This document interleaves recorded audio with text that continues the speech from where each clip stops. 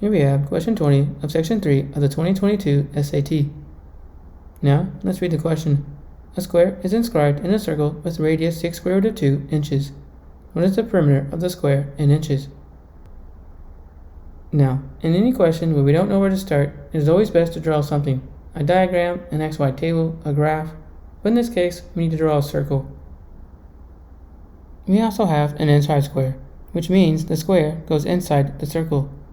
Now, let's connect the center to two vertices of the square. Each one of those lines is a radius, so each one has a length of 6 square root of 2. Now, let's focus on that triangle we just created. We already know two of the lengths. We need to find a third one. What do we think is the measure of that central angle in that triangle?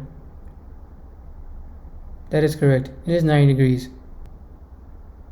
So we just created an isosceles right triangle. More specifically, we have a 45-45-90 triangle. If we remember the rules of those, then we can find the hypotenuse a little easier. But if we don't, we can always use the Pythagorean theorem, which is a squared plus b squared is equal to c squared. So let's solve for the hypotenuse. First, let's substitute 6 square root of 2 for each a and each b. So now we have 6 square root of 2 squared plus 6 square root of 2 squared is equal to c squared. Let's distribute those powers to each number inside the parentheses. So now we have 6 squared times the square root of 2 squared plus 6 squared times the square root of 2 squared is equal to c squared. Let's use those powers.